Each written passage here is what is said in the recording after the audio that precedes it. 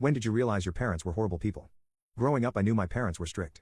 The kind of strict that made other kids' parents seem like they were running summer camps. My mom kept the house like it was an army base.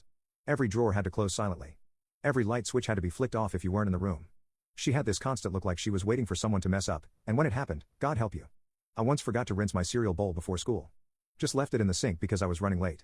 When I got home, the bowl was still there, filled with now hardened milk and soggy flakes. My mom stood next to it with her arms crossed, silent. I said sorry, started to reach for it, and she smacked my hand away. Told me dinner was off limits until the kitchen was spotless. I was 9. I scrubbed the entire kitchen floor on my knees while the smell of lasagna filled the house. Another time, I got a 91 on a spelling test. I was proud, I'd studied all week. She asked why it wasn't 100. I shrugged. Said one of the words had tricked me. That night she took the light bulb out of my bedroom and made me sleep without a pillow. Said if I couldn't spell the word discipline, I should learn what it felt like. Then there was the garage incident. I dropped a plate while unloading the dishwasher. It slipped from my hands and shattered on the floor. The second she heard it, she stormed in like it was a crime scene. Said I didn't respect anything in the house.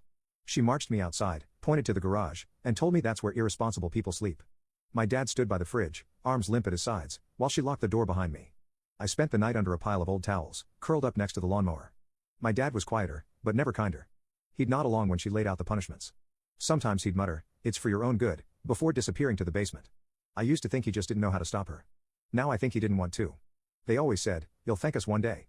Like trauma was some kind of gift. So I believed them. Worked hard. Got out.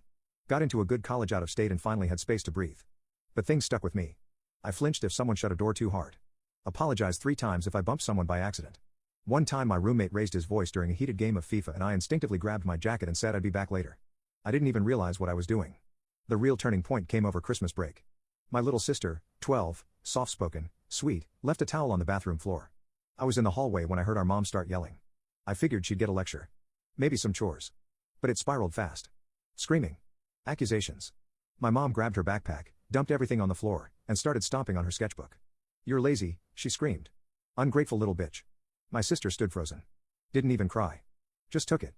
Dad watched from the stairs. Didn't say a word. That night, I told them they were out of control. That they weren't parenting, they were abusing. They laughed. My mom said, "You turned out fine, didn't you?" Like that made everything okay. My dad just mumbled something about tough love and left the room. I couldn't sleep. Around 3 a.m., I got up, walked into my sister's room, and knelt beside her bed. She was already awake. I whispered, "Pack your things." She didn't ask why. Just nodded. We left before the sun came up. I brought her back with me to campus. Lied to housing. Said she was visiting. My roommate didn't even blink. After a few days, we got social services involved. Nothing major happened to my parents. They got assigned to some counselor who probably sat there nodding while they spun stories about misunderstood discipline.